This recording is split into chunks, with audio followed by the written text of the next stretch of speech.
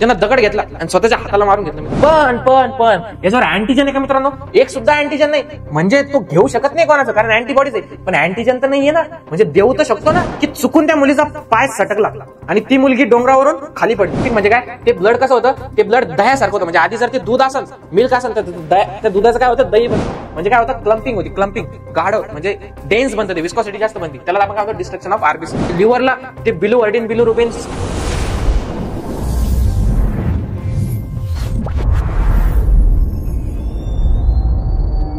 Hello friends, welcome to DCB biology. Netflix of biology या series मध्ये मी आदी भैया तुमच्या सगळ्यांचं स्वागत करतो.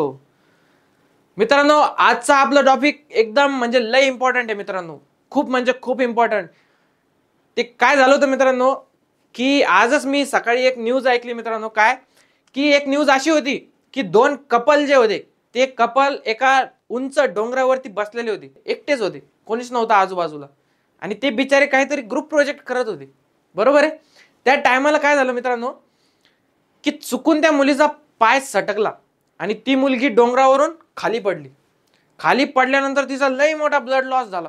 म्हणजे लागलं, इकडं लागलं, मेन तोंडाला लागलं. लय मोठा ब्लड लॉस झाला, रक्त कमी पडायला लागलं. बॉयफ्रेंडला काही माहित नव्हतं, नवीनच मेडिकल फील्डमध्ये आला होता. त्याला वाटलं हिचं ब्लड कमी पडतंय. त्यानं काय केलं, त्यानं दगड घेतला आणि स्वतःच्या हाताला मारून घेतलं मित्रांनो. असं कट मारून घेतला आणि त्याचे ब्लड बाहेर पडत होतं ना. काय केलं त्यानं, ते असं तिच्या हाताला लावलं, म्हणजे ब्लड ट्रान्सफर करत होता. म्हणजे बुद्धी बघा मित्रांनो, अशी न्यूज ऐकायला भेटली मला. तो ब्लड कसं ट्रान्सफर करत होता, असं ट्रान्सफर करत होता. का तर त्याची गर्लफ्रेंड जिवंत राहिली पाहिजे. म्हणजे इमोशनकडे लक्ष द्या मित्रांनो तुम्ही. किती त्या बिचाराचं किती प्रेम होतं त्याच्या गर्लफ्रेंडवर, की तो एवढा पागलपणा केला त्यानं, की असं करत होतं. ही खरी न्यूज आहे मित्रांनो. खोटं वाटत असेल तर सर्च करून बघा तुम्ही, खरी न्यूज आहे. तर अशा प्रकारचे लोक आहे मित्रांनो. आता त्याचा मेन फोकस काय होता, की ब्लड ट्रान्सफर झालं पाहिजे.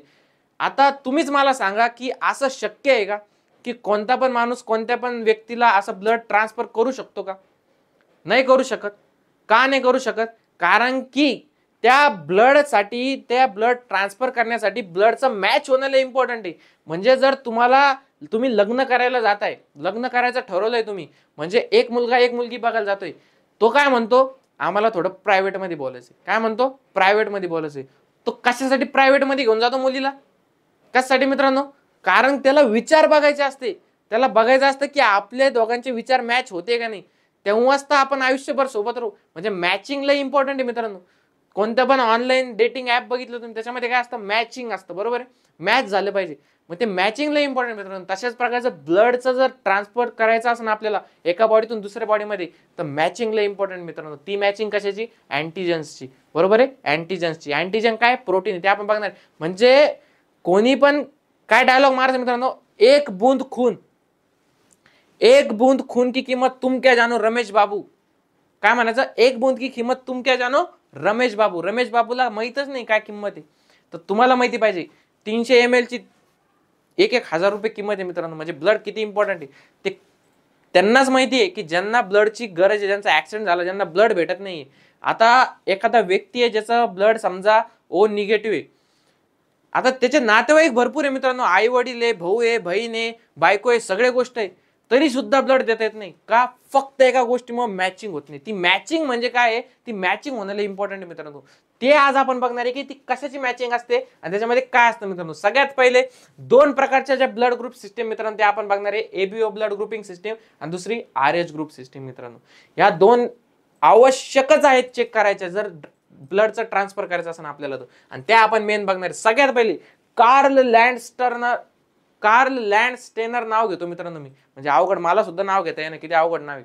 आपले बरे असते मित्रांनो, तात्याराव, परत काय धोंडोबा, असे जुने नाव बरे होते आपले. परत आणखीन काय असते, साळुंके, देशमुख, परत लोंढे. म्हणजे सोपे नाव, उच्चार करायला एकदम सोपे. पाटील, बरोबर आहे की नाही. त्यांचे नाव कसे, कार्ल लँडस्टेनर. आता तो व्यक्ती कोण, father of blood grouping system मित्रांनो. फादर ऑफ ते म्हणजे त्यानं सगळ्यात पहिले त्यानं हे इंट्रोड्यूस केलं जगाला, की काय, त्यानं शोधून काढलं की तुम्ही असं कोणाचं पण ब्लड दुसऱ्याला देऊ शकत नाही. त्याच्यासाठी मॅचिंग लय इम्पॉर्टंट आहे. आणि त्यानं दोन फॅक्टर सांगितले, कोणते, एबीओ आणि RH, की यामुळंच हे चेक करणं आवश्यकच आहे. तुम्ही बाकीचे असे भरपूर फॅक्टर आहे ते प्रत्येकानं चेक करणं इम्पॉसिबल आहे, पण हे जे दोन आहे एबीओ ब्लड ग्रुपिंग आणि दुसरं कोणतं RH फॅक्टर, हे दोन गोष्टी चेक करायलाच पाहिजे. हे कोणी सांगितलं? कार्ल लँडस्टर, त्याला आपण father of blood blood group system म्हणतो मित्रांनो, बरोबर आहे. आता आपण त्यानं जे सांगितलं ना सगळ्यात पहिलं अस्त्र म्हणजे एबीओ ग्रुपिंग मित्रांनो, ती आपण आता सगळ्यात पहिले स्टार्ट करू. काय असतं ना मित्रांनो, तुम्हाला माहिती आहे की आरबीसीज आपल्या ब्लड मध्ये काय असतात? आरबीसीज असतात मित्रांनो, बरोबर आहे. कशा प्रकारे ते काम करतात मित्रांनो आरबीसीज, की आता समजा ही एक सेल आहे, आपली ब्लड सेल आहे, बरोबर आहे. ही एक सेल आहे, याच्यावरती काय असतं मित्रांनो, याच्यावरती एक प्रोटीन प्रेझेंट असतो. कोण प्रेझेंट असतो? प्रोटीन प्रेझेंट असतो. हा प्रोटीन प्रेझेंट आहे. कोण आहे? हा प्रोटीन प्रेझेंट आहे. आता प्रत्येक सेलमध्ये असा एक प्रोटीन असतो मित्रांनो सेलवर प्रेझेंट त्या ब्लडच्या, त्याला आपण काय म्हणतो?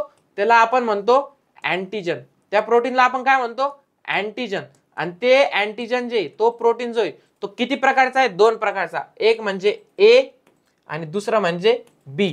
अशा प्रकारचे 2 प्रोटीन मेनली त्या सेलवर प्रेझेंट असतात मित्रांनो. काही सेलवर एकच प्रोटीन प्रेझेंट असतो, काही सेलवर दोन्ही प्रोटीन प्रेझेंट असतात. ज्याच्यावर हा ए नावाचा प्रोटीन त्याला आपण काय म्हणणार? ए सेल, बरोबर. दुसरं बी नावाचं प्रोटीन ज्याच्यावर त्याला आपण काय म्हणणार? बी. आणि ज्याच्यावर दोन्ही त्याला आपण काय म्हणणार? A B. म्हणजे ब्लड ग्रुपिंग कळतंय तुम्हाला? नाव कसं देण्यात आलंय, म्हणजे एखाद्याचा ब्लड ग्रुप कसा आहे आपण कशावरून ठरवतो की त्याच्या ज्या ब्लड सेल्स आहे त्याच्यावर कोणतं अँटीजन प्रेझेंट आहे, त्या अँटीजन वरून आपण ठरवतो की या मुलाचं ब्लड किंवा या व्यक्तीचं ब्लड ए आहे का बी आहे का, किंवा ह्या मुलीचं ब्लड ए बी आहे का ओ आहे. आता ओ काय आहे सर? तुम्ही सांगितलं ए कळलं बी कळलं, अँटीजन वरून आपण ते ठरवलं. जर ए अँटीजन नावाचं प्रोटीन असेल त्या सेलवर तर आपण म्हणणार ए ब्लड ग्रुप. जर बी नावाचं असेल तर त्याला आपण म्हणणार बी ब्लड ग्रुप. जर कोणतंच अँटीजन प्रेझेंट नाहीये, आता ही सेल आहे, या सेलवर आहे ना मित्रांनो, या सेलवर आता ही बायकॉन किंवा आरबीसी आपली, याच्यावर कोणतंच अँटीजन प्रेझेंट नाहीये, कोणतंच अँटीजन प्रेझेंट नाहीये, त्याला आपण काय म्हणणार? ओ सेल. काय म्हणणार आपण त्याला? ओ आरबीसी, बरोबर आहे. आलं लक्षात? म्हणजे तुम्हाला लक्षात आलं का? हे सगळा खेळ अँटीजनचा आहे, त्या प्रोटीनचा आहे. सगळ्यात पहिले ABO grouping is based on the presence or absence of 2 surface antigens. अलग लक्षात? अँटीजन शब्द आला ना, chemicals that can induce immune responses, बरोबर आहे, on the RBCs namely A आणि बी. कोणते आहेत ते अँटीजन? दोन अँटीजन कोणते आहेत मित्रांनो? 2 अँटीजन आहेत ते ए आणि बी. आलं लक्षात? Presence or absence of ABO grouping is based on presence or absence of काय? Antigens, surface antigens on the RBCs namely A आणि बी. आलं लक्षात? The plasma of different individual. आता ब्लड मध्ये फक्त आपण बघितलं ब्लडचे कंपोनंट बघितले या चॅप्टर मध्ये. 2 कंपोनंट असते, एक प्लाझ्मा आणि दुसरं फॉर्म्ड एलिमेंट्स. फॉर्म्ड एलिमेंट्स मध्ये काय येतं? इरिथ्रोसाइट्स म्हणजे आरबीसी मित्रांनो. आणि दुसरं काय? प्लाझ्मा. प्लाझ्मामध्ये 90 to 92% काय असतं? वॉटर असतं आणि 6 to 8% काय असतं? प्रोटीन असतं. त्यापैकी मित्रांनो जे प्लाझ्मा आहे, plasma of different individual contains 2 natural antibodies. कोणत्या? 2 natural antibodies proteins produce in response to antigens. म्हणजे अँटीबॉडीज म्हणजे काय? अँटीबॉडीज काय म्हणतो आपण? जे फॉरेन बॅक्टेरिया किंवा पॅथोजन कोणी पण असलं त्याच्यावर जे अटॅक करतं ते कोण असतं? अँटीबॉडीज. म्हणजे त्या अँटीजनच्या विरुद्ध कोण काम करतं? अँटीबॉडीज. म्हणजे proteins produce in response to antigens. अँटीजन्सच्या रिस्पॉन्स मध्ये जे प्रोटीन्स प्रोड्यूस होतात त्याला आपण काय म्हणतो? अँटीबॉडीज. आता हे प्रेझेंट असणार म्हणजे असणार. जसं अँटीजन प्रेझेंट आहे ना तसं हे अँटीबॉडी प्रेझेंट असणार म्हणजे असणार. म्हणजे सपोज करा की हे आपली आरबीसी आहे बायकॉन्केव्ह, बरोबर आहे. आता ह्या आरबीसी वरती आपण म्हणलं की ए नावाचा जो अँटीजन आहे तो प्रेझेंट आहे. काय म्हणलं आपण? ए नावाचा जो अँटीजन आहे मित्रांनो, दिसतंय की सगळ्यांना? दिसतंय? येस. ए नावाचा जो अँटीजन आहे तो प्रेझेंट आहे ह्या आरबीसी वर, बरोबर आहे. आता याला मी ए नाव देतो तुम्हाला समजण्यासाठी. आता काय माहिती का? याचा जो प्लाझ्मा आहे, या ब्लड मधला जो प्लाझ्मा आहे, त्या ब्लडच्या प्लाझ्मा मध्ये अँटीबॉडीज कोणत्या राहतील? कोणत्या अँटीबॉडीज राहतील मित्रांनो? बीच्या. कोणाच्या? बीच्या. आलं लक्षात? म्हणजे जर ए चा अँटीजन प्रेझेंट आहे तुमच्या बॉडीमध्ये आरबीसीज वरती तर तुमच्यामध्ये अँटीबॉडीज कोणत्या राहणार? बीच्या. म्हणजे बी अँटीबॉडीज कोणामध्ये प्रेझेंट आहे? याचा मिनिंग काय होतो? जेव्हा तुमच्या ब्लड मध्ये, तुमच्या आरबीसीज मध्ये किंवा तुमच्या ब्लड मध्ये दुसऱ्याच्या फॉरेन आरबीसीज आहे, फॉरेन ब्लड आहे, ते जेव्हा एंटर करतं आणि समजा आता जर त्याच्यावरती त्या ब्लडच्या याच्यावरती आरबीसी वरती जर कोण प्रेझेंट असला? बी वाला जर प्रेझेंट असला, बी अँटीजन प्रेझेंट असलं तर काय होईल? याची जी बी अँटीबॉडी होती ना या सेलची, या प्लाझ्मा मधली, ते ऍक्टिव्ह होऊन जाईल. त्याचं कामच आहे दुसऱ्यांना मारायचं. तो काय करतो, इम्युन सिस्टीम आपल्या बॉडीमधली, त्याच्यामुळे आपले रिस्पॉन्सिबल आहे इम्युन सिस्टीमसाठी. मग तो काय करणार, याच्यावर अटॅक करणार. का? कारण की त्याला कळलेलं आहे, तो 24 टाइम कोणाच्या सोबत राहिलेला आहे, या ए अँटीजनच्या. त्याला माहिती आहे की आपल्या आरबीसीज वरती ए अँटीजन असतं, याला हात नाही लावायचा. त्याला लहानपणापासून हे सांगितलंय. आपण नाही का लहान पोराला म्हणतो भॉ असं करू नको बरं का, नाही तर भॉ येईन, भॉ खाईन, तशा प्रकारचं आहे. आता त्याला कळलं की भॉ आलाय. भॉ म्हणजे कोण, हा बी वाला, तो इंट्रोड्यूस झालाय आपल्यामध्ये. आता ए सारखा दिसतोय का तो, नाही, हा वेगळा आहे. मग तो काय करणार, याच्यावर अटॅक करणार. बरोबर आहे. मग ते आरबीसीस काय करणार, डिस्ट्रॉय करणार. अलग लक्षात मित्रांनो. तर अशा प्रकारचं मेकॅनिझम तिथं रन होती. म्हणून आपल्याला मॅचिंग कशासाठी इम्पॉर्टंट आहे की त्या ए वाल्या अँटीजनला ए वाल्या अँटीजनच ब्लड दिलं गेलं पाहिजे. दुसरं दिलं काय होणार, मग डिस्ट्रक्शन होणार. काय होणार, डिस्ट्रक्शन ऑफ आरबीसीस होणार. आलं लक्षात. याच्यासाठी गरजेचं आहे. आता अँटीजन आपण बघितले की ए आणि बी नावाचे दोन आहेत, तसे अँटीबॉडीज पण काय, ए आणि बी आहे. बरोबर आहे. अँटी ए अँटी बी. बरोबर आहे. आलं लक्षात. अशा प्रकारच्या दोन अँटीबॉडीज आहे आपल्या बॉडीमध्ये. आता हे clumping of destruction of RBCs काय आहे मित्रांनो, आपण बघितलं की आता तुम्हाला एक्झाम्पल दिलं काय की आरबीसीस डिस्ट्रक्ट कशा होत्या, जेव्हा फॉरेन जे एखादं अँटीजन वाले जे की आपल्या बॉडीच्या अपोजिट अँटीजन आहे ते प्रेझेंट आहे त्या आरबीसीस वर, ते जेव्हा एंटर करतात आपल्या बॉडीमध्ये, त्याच्यामध्ये अँटीबॉडीज रिस्पॉन्स करतात आणि काय करतात, क्लम्पिंग आणि डिस्ट्रक्शन ऑफ आरबीसीस. क्लम्पिंग म्हणजे काय, ते ब्लड कसं होतं, ते ब्लड दह्यासारखं होतं. म्हणजे आधी जर ते दूध असन, मिल्क असन, त्या दुधाचं काय होतं, दही बनतं. म्हणजे काय होतं, क्लम्पिंग होती. क्लम्पिंग गाढ म्हणजे डेन्स बनतं, ते विस्कॉसिटी जास्त बनते, त्याला आपण काय म्हणतो, डिस्ट्रक्शन ऑफ आरबीसीस. बरोबर आहे. अशा प्रकारचं मेकॅनिझम होतं मित्रांनो. O group individuals are called universal donor. आता मला एक सांगा मित्रांनो, सिंपल गोष्ट आहे. आपण काय बघितलं होतं की ही ओ ची सेल आहे. काय, ओ ची सेल. आता ह्या ओ च्या सेलवर कोणतं तरी अँटीजन प्रेझेंट आहे का? नाही सर, कोणतंच अँटीजन प्रेझेंट नाहीये. म्हणजे याच्यावरती एक पण अँटीजन प्रेझेंट नाही. आता अँटीजन प्रेझेंट नाही, पण अँटीबॉडीज प्रेझेंट आहे मित्रांनो. ए आणि बी अँटीबॉडीज प्रेझेंट आहे. आता ए आणि बी अँटीबॉडीज प्रेझेंट असल्यामुळे काय, म्हणजे तुम्ही म्हणता अँटीजन प्रेझेंट नाही म्हणजे झालं का? नाही, ए आणि बी काय, अँटीबॉडीज प्रेझेंट आहे. काय, अँटीबॉडीज दिसतंय का सगळ्यांना? यस, अँटीबॉडीज प्रेझेंट आहे. बरोबर आहे. आता ह्या अँटीबॉडीज मुळे काय माहिती का, ह्या अँटीबॉडीज मुळे ह्या ब्लडमध्ये ओ अँटीजन असलेल्या, म्हणजे ज्याच्यावर कोणतंच अँटीजन नाही, प्रोटीन नाही, त्या याला एचं पण ब्लड देऊ शकत नाही, बीचं सुद्धा ब्लड देऊ शकत नाही. काय नाही देऊ शकत, कारण की याच्यामध्ये ए आणि बी चे अँटीबॉडीज ऑलरेडी प्रेझेंट आहे. म्हणजे याला जर आपण एचं दिलं तर तो ए वाला अँटीबॉडी वाला जागृत होऊन जाईल. तो काय करेल, क्लम्पिंग डिस्ट्रक्शन करेल आरबीसीचं. बी वाल्याचं ब्लड दिलं तर बी वाला जागृत होऊन जाईल. तो काय करेल, बीचं क्लम्पिंग करेल, डिस्ट्रक्शन करेल. त्याच्यामुळे आपण त्याला दोघांचं करू शकत नाही. पण याच्यावर अँटीजन आहे का मित्रांनो? एक सुद्धा अँटीजन नाही. म्हणजे तो घेऊ शकत नाही कोणाचं, कारण अँटीबॉडीज आहे. पण अँटीजन तर नाहीये ना, म्हणजे देऊ तर शकतो ना. अरे बापरे सर, काय गोष्ट सांगितली. म्हणजे तो जो आहे ओ वाला, त्याच्यावर कोणताच अँटीजन नाही. म्हणजेच काय, तो ए ला देऊ शकतो, बी ला देऊ शकतो, ए बी ला देऊ शकतो आणि स्वतः ओ ला सुद्धा देऊ शकतो. म्हणजे चारही जणांना तो देऊ शकतो. कारण की कसं असतं, जर ही सेल आहे, बरोबर आहे, सपोज ही सेल आहे, याच्यावर जर ए नावाचं अँटीजन असलं, ए नावाचं तर अँटीजन आहे त्याच्यावर, परंतु आणखीन एक प्रोटीन आहे ना, कोणतं, ओच. म्हणजे काहीच नाही, म्हणजे काय, ओ आहे. बरोबर आहे. म्हणजे ए पण आहे, ओ पण असतं ना त्याच्यामध्ये, इनडायरेक्टली ओ पण आहे. बरोबर आहे. मग तो काय, आता एच्या सेलला आपण ओचा ब्लड ए ला पण देऊ शकतो, कारण ओ आहे. बी ला पण देऊ शकतो, ओ आहे. ए बी पण देऊ शकतो, ओ आहे. ओ स्वतः ओ पण, म्हणजे ज्याच्यामध्ये अँटीजनच प्रेझेंट नाही, त्याला सुद्धा देऊ शकतो. अलग लक्षात मित्रांनो. म्हणून त्याला आपण काय म्हणलं, युनिव्हर्सल डोनर. काय म्हणलं, युनिव्हर्सल डोनर. आता याच्या एक्झॅक्ट अपोजिट काय, आता सपोज ही आरबीसी आहे, ती पण आरबीसी, ही पण आरबीसी. आता याच्यामध्ये काय, याच्यामध्ये एचं पण आहे, काय, एचं पण अँटीजन आहे आणि काय, बीचं पण अँटीजन आहे. अलग लक्षात. म्हणजे याच्यामध्ये एचं पण प्रोटीन आहे, बीचं पण प्रोटीन आहे. या सेलमध्ये पहिल्या ओ मध्ये कोणाचाच नव्हतं, म्हणून तो सगळ्याला देऊ शकत होता. आता याच्यामध्ये एचं पण आहे, बीचं पण आहे. पण पहिल्या ओ मध्ये अँटीबॉडीज ए आणि बी होत्या, अँटीजन काही नव्हतं. इथं अँटीजन ए आणि बी आहे आणि अँटीबॉडीज मित्रांनो एक सुद्धा नाहीये. एक सुद्धा सापडून पण नाही भेटत डायरेक्ट. एक सुद्धा अँटीबॉडीज नाहीये. कोणत्या, ए बी सेल मध्ये. दोन अँटीजन आहेत ए आणि बी, पण अँटीबॉडीज एक सुद्धा नाही. आता आता मला सांगा, जर अँटीबॉडीज नाहीये, अँटीबॉडीज नाही म्हणजे सर हा कोणाचं पण रक्त घेऊ शकतो. कारण की जर अँटीबॉडीजच नाहीये तर दुसरं कोणाचं रक्त आलं तर त्याला अटॅक करणार कोणतं आहे का? अँटीबॉडीजच अटॅक करतात, दुसरं कोणी नाही अटॅक करत. मग जर ते अटॅक करणारच कोणी नसेल तर कोणाचं जरी ब्लड आतमध्ये आलं तरी त्याला काही प्रॉब्लेम होणार आहे का? नाही. म्हणून याला आपण काय नाव दिलं? युनिव्हर्सल रिसिपंट. काय म्हणलो? रिसिपंट. का म्हणलो? रिसिपंटचं काम काय असतं? येऊ द्या. काय? येऊ द्या नुसता.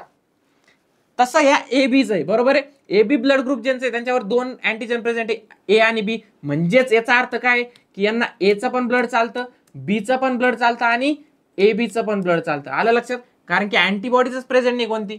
आता जर ए फक्त ए असतं तर बीचे अँटीबॉडीज असत्या, जर फक्त बी असतं तर एचे अँटीबॉडीज असत्या. पण इथं दोन्ही पण प्रेझेंट आहे, मग दोन्हीचा अँटीबॉडीजचा प्रश्न नाही. म्हणजे यांना एचं पण रक्त चालतं, बीचं पण चालतं, ए बीचं पण चालतं आणि ओचं तर सगळ्यांनाच चालतं. आलं का लक्षात तुम्ही?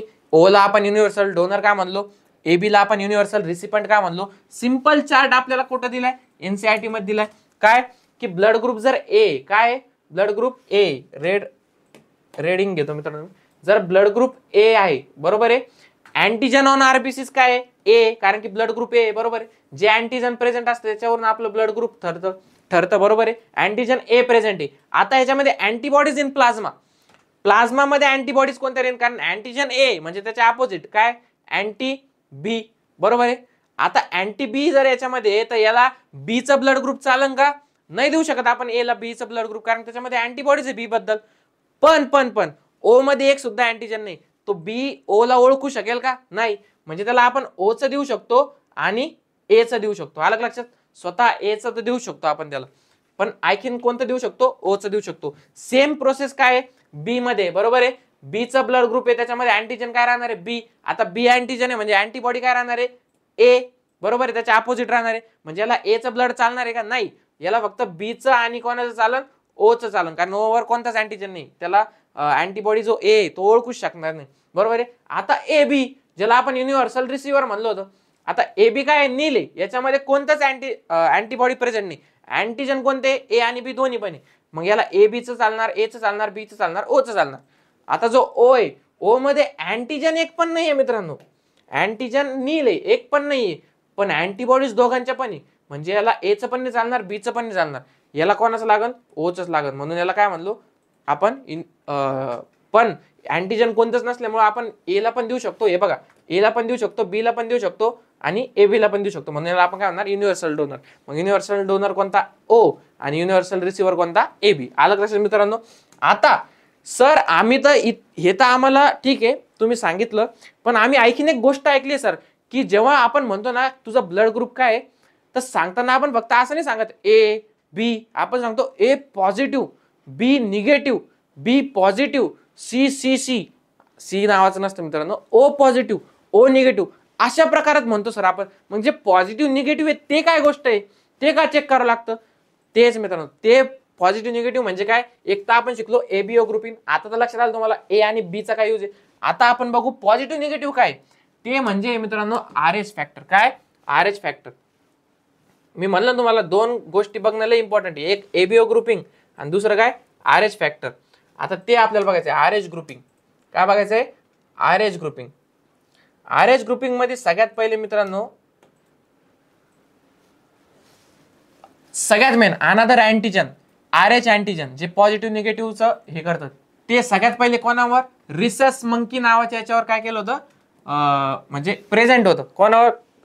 त्याचा जो शोध आहे तो कशावर लागलेला आहे? Rhesus monkey. रेसस नावाचा मंकी होता, त्याच्यावरती ते प्रेझेंट होतं. त्याच्यासारखंच आपल्यावरती प्रेझेंट आहे म्हणून त्याला नाव काय दिलं आपण? R H grouping. Is also observe on the surface of RBCs of majority of humans. बरोबर आहे. जर ते प्रेझेंट असलं तर आपण काय म्हणणार? R H positive. म्हणजे जो आर एच फॅक्टर आहे, आर एच अँटीजन जे आहे, ते आर एच अँटीजन ते रेसस मंकीच्या याच्यावर आढळलं होतं म्हणून त्याला आपण त्याच्याशी सिमिलर होतं म्हणून त्याला नाव काय दिलं?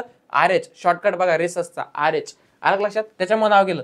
आता हे जे आर एच अँटीजन असतं ना, ते मेजॉरिटी ऑफ ह्युमन्स जे त्यांच्या आरबीसीज वर प्रेझेंट असतात. किती? साधं सुद्धा नाही, नियरली 80% मित्रांनो. 80% ह्युमन्सच्या ते आरबीसीज वर प्रेझेंट असतं. म्हणून जे पॉझिटिव्ह असते ना त्यांची पॉझिटिव्ह असणाऱ्यांची संख्या लई जास्त असते आणि जे निगेटिव्ह असते ना ते त्यांची संख्या लय कमी असते ब्लड ग्रुप असलेल्यांची, कळलं का? ते रेअर असतात मित्रांनो निगेटिव्ह वाले. आता 80% झालं, आलं लक्षात? 80% ह्युमन्स मध्ये such individuals are called RH positive. कोणते? ज्यांच्यामध्ये RH नावाचा अँटीजन प्रेझेंट आहे त्यांना आपण काय म्हणलो? RH positive. आणि ज्यांच्यामध्ये नाही त्यांना काय म्हणलो? RH negative. कळलं का तुम्हाला? ते पॉझिटिव्ह निगेटिव्ह काय असतं समोरचं? म्हणजे एबीओचं जे ए आणि बी अँटीजन ते तर चेक करावंच लागतं आपल्याला, प्लस जो RH अँटीजन आहे त्याच्यावर जो की प्लस निगेटिव्ह आहे तो सुद्धा आपल्याला चेक करावा लागतो. जर प्रेझेंट असला तर RH पॉझिटिव्ह, ऍबसेंट असला तर निगेटिव्ह. आता याच्यामध्ये एक इनकम्पॅटिबिलिटी दिली मित्रांनो एनसीईआरटी मध्ये. RH निगेटिव्ह, आता सगळ्यात मेन, जर RH negative person if expose to RH positive blood, बरोबर आहे, म्हणजे तिथं आपण बघितलं होतं की जर ए वाला ब्लड ग्रुप वाला पेशंट असेल त्याला जर आपण बी वाला दिलं तिथं काय होतं? क्लम्पिंग आणि डिस्ट्रक्शन ऑफ आरबीसी. आता इथं जर RH निगेटिव्ह पर्सन आहे त्याचं जे ब्लड आहे if expose to RH positive blood will form specific antibodies against RH antigen. म्हणजे जर हा आरबीसी आहे याच्यावरती समजा ए ब्लड ग्रुप आहे आणि दुसरं काय आहे छोटंसं RH अँटीजन आहे. आता याच्यावर जर RH अँटीजन म्हणजे हा RH पॉझिटिव्ह आहे, याच्यासोबत जर एका RH निगेटिव्ह वाल्याचं म्हणजे ज्याचं फक्त ए, आता इथं तर आपण ब्लड मॅच केलंय, तुम्ही म्हणशाल सर ए अँटीजन आहे, ए अँटीजन आहे, आपलं ब्लड ग्रुप मॅच झालं, पण RH फॅक्टर पण तर इम्पॉर्टंट आहे. RH अँटीजन तर बघावं लागेल.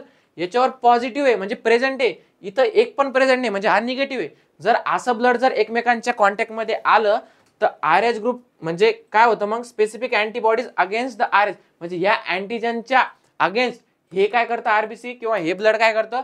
अँटीबॉडीज तयार करतं. काय करतं? अँटीबॉडीज, अँटी तयार करतं. आलं लक्षात? अँटीबॉडीज तयार करतं मित्रांनो याच्या अगेन्स्ट, या RH फॅक्टरच्या अगेन्स्ट, RH निगेटिव्हच्या. मग काय होती? RH इनकम्पॅटिबिलिटी, मिसमॅचिंग झालं ना मित्रांनो. आलं लक्षात? काय म्हणतोय आपण की ते मॅच करणं बिफोर ट्रान्सफ्युजन. काय? बिफोर ट्रान्सफ्युजन मॅच करणं RH फॅक्टर काय इम्पॉर्टंट आहे की जसं आपण बघितलं क्लम्पिंग डिस्ट्रक्शन ऑफ आरबीसी होतं, जर अँटीजन आपण मॅच नाही केलं, तशाच प्रकारे जर आपण हे RH अँटीजन मॅच नाही केलं पॉझिटिव्ह निगेटिव्ह, तर मग निगेटिव्ह जेव्हा पॉझिटिव्हच्या कॉन्टॅक्टमध्ये येतं ते काय करतं? या पॉझिटिव्ह बद्दल अँटीबॉडीज तयार करतं आणि ते काय करतं? पुढं इनकम्पॅटिबिलिटी फॉर्म करतं मित्रांनो. आता ती कोणती इनकम्पॅटिबिलिटी मिसमॅचिंग काय आहे ते प्रकार ते आपण बघणार आहे. Has observe between the RH negative blood of a pregnant mother with RH positive blood of foetus. त्याला आपण काय म्हणलो?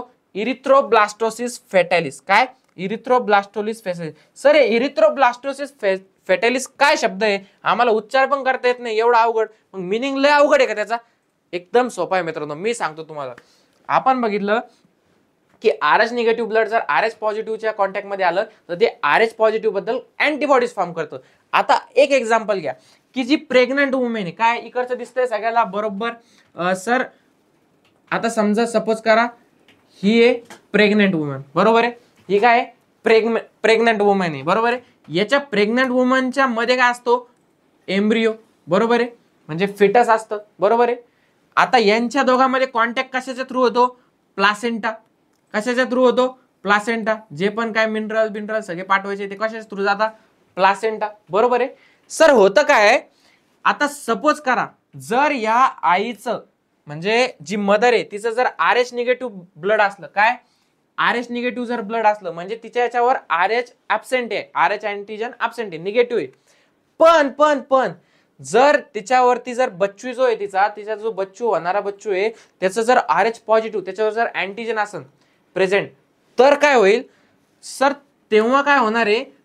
फर्स्ट डिलिव्हरीच्या टायमाला आता याच्या टायमाला प्लासेंटा जर मध्ये आहे त्याच्यामुळे कॉन्टॅक्ट यायचा तर संबंध नाही आहे, याचा ब्लड याच्याच राहणार आहे, मदरचं ब्लड मदरकडे राहणार आहे. पण जेव्हा डिलिव्हरी करतो आपण, डिलिव्हरीच्या टायमाला काय होतं? थोडंसं जे ब्लड आहे ते कुठं जातं? मदरकडं.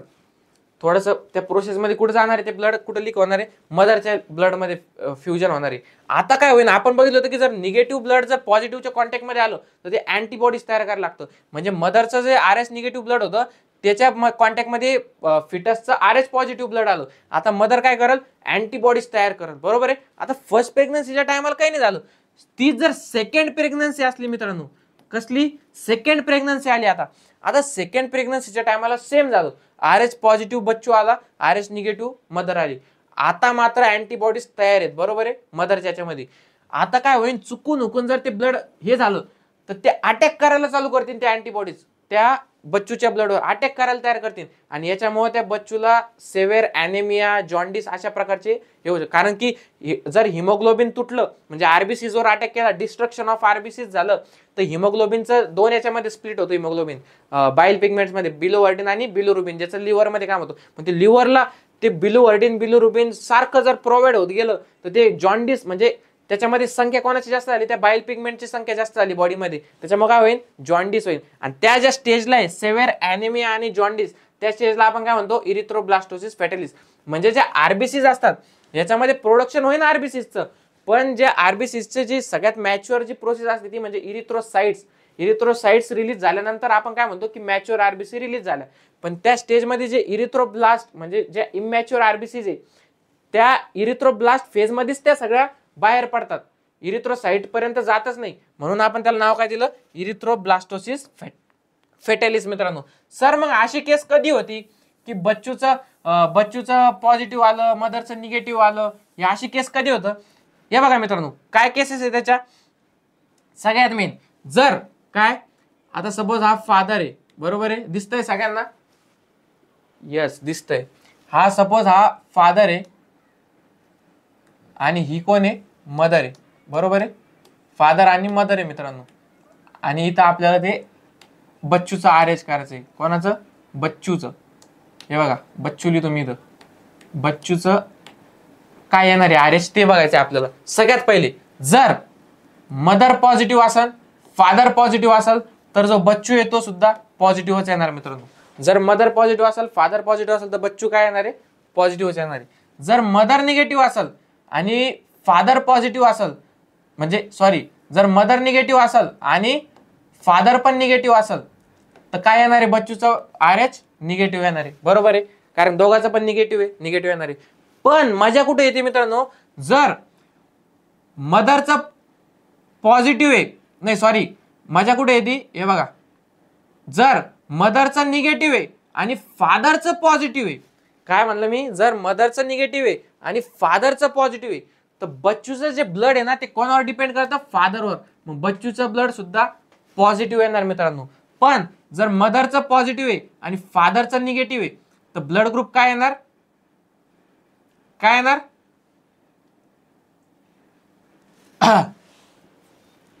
म्हणजे कळते का तुम्हाला, अशा प्रकारचं ब्लड ग्रुप. आता मला एक सांगा मित्रांनो, हे बघा इथं काय आहे, मदरचं निगेटिव्ह आहे, फादरचं काय पॉझिटिव्ह आहे, आणि बच्चूचं जे ब्लड ग्रुप असतं ते फादरच्याच याच्यानुसार असतं.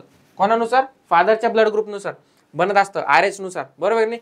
आता मला सांगा की या ठिकाणी काय होतंय, मिसमॅच होतंय, काय होतंय, मिसमॅच होतंय दोघांचं ब्लड, बरोबर आहे. बच्चूचं ब्लड आणि मदरचं ब्लड मिसमॅच होतंय. आता ह्या कंडिशन मध्ये तर कळलं सर की याच्यामध्ये मदरच्या याच्यावर अँटीजन प्रेझेंट आहे, बच्चूच्या याच्यावर नाहीये, बरोबर आहे. ह्या केसमध्ये मदर निगेटिव्ह, काय कोणती केस बघितली आपण, इरिथ्रोब्लास्टोसिस फॅटॅलिस, ज्याच्यामध्ये मदर आरएच निगेटिव्ह आहे आणि जो सन आहे बच्चू आहे तो आरएच पॉझिटिव्ह आहे.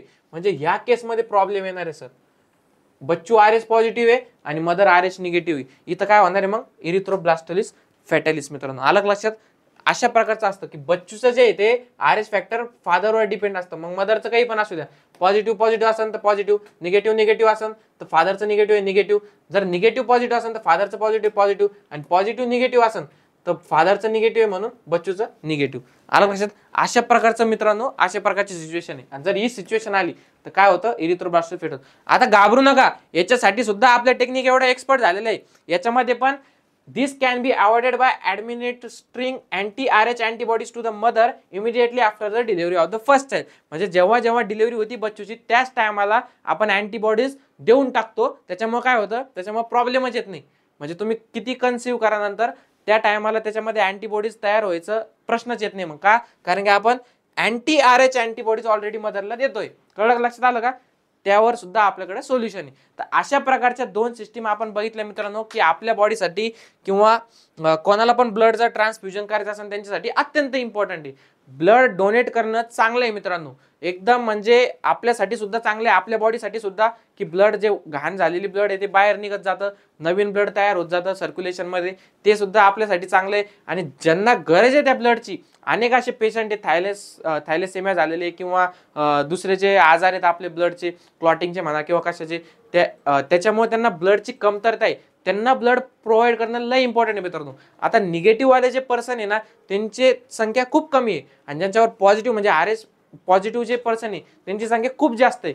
म्हणून मित्रांनो काय होतंय की ब्लड डोनेट जर आपण केलं तर ज्यांना गरज आहे त्यांना काय होईल, त्यांचं योग्य जे ब्लड आहे अँटीजन किंवा RH नुसार जे ब्लड त्यांना पाहिजे ते त्यांना आपण देऊ शकतो. त्याच्यामुळे ब्लड डोनेशन करणं एकदम इम्पॉर्टंट आहे मित्रांनो. दर 3 महिन्याला, 6 महिन्याला, 3 महिन्याला ना करू तुम्ही, 6 महिन्याला करा, पण करा म्हणजे करा नक्की मित्रांनो, जर तुम्ही त्या एज मध्ये त्या वेट मध्ये बसत असाल तर. अशा प्रकारे आज आपण पूर्ण ब्लडचं शिकलो मित्रांनो. ब्लड ग्रुपिंग कशा प्रकारे होते, ABO ब्लड ग्रुपिंग काय आहे, RH ब्लड ग्रुपिंग काय आहे, अनेक प्रकारचे ब्लड ग्रुपिंग सिस्टीम आहे, लुईस परत बॉम्बे, ते आपल्याला काही बघायची आवश्यकता नाही, हे 2 बघण्याची अत्यंत आवश्यकता आहे मित्रांनो. याच्याशिवाय आपण ब्लड ट्रान्सफ्युजन करू नाही शकत.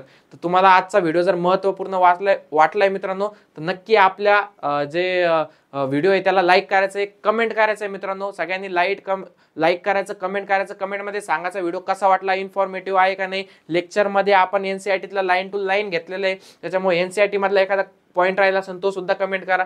सगळा पॉईंट आपण कव्हर केलेला आहे. तुम्हाला फक्त एक करायचं आहे, आता आपला पूर्ण body fluid and circulation chapter complete झालेला आहे. तुम्हाला आता करायचं आहे स्टार्टिंग पासून शेवटपर्यंत समरीपर्यंत रीड करायचं आहे. रीड झाल्यानंतर NCERT रीड केल्यानंतर तुम्हाला काय करायचं आहे, MCQ सॉल्व्ह करायचे. याच्यानंतर तुम्हाला असं कोणताच पॉईंट राहणार नाही की जो तुम्हाला येणार नाही, नंतर तुम्हाला फक्त रिव्हिजन देत राहायचं आहे. अशा प्रकारे आपण कन्सेप्ट सगळं या चॅप्टरचं क्लिअर केलेलं आहे मित्रांनो. तुम्हाला तुमच्या नेक्स्ट जर्नीसाठी म्हणजेच तुमच्या नीटसाठी तुम्हाला ऑल द बेस्ट सगळ्यांना, आणि भरभरून अभ्यास करा, चांगला ड्रीम कॉलेज मिळवा, एवढीच तुम्हाला मी हे करू शकतो. तुम्हाला त्यासाठी जेवढी मदत लागत त्याच्यासाठी सगळ्यासाठी DCB बायोलॉजी मित्रांनो, DCB बायोलॉजी चॅनलला फॉलो करायचं, सबस्क्राईब करून ठेवायचं, म्हणजे असे जे व्हिडिओ लेक्चरचे ते सगळे तुमच्यापर्यंत पोहोचत राहतील आणि तुम्हाला फक्त अभ्यास करायचा आहे मित्रांनो. चला, ऑल द बेस्ट तुम्हाला नेक्स्ट जर्नीसाठी. Bye, take care, thank you.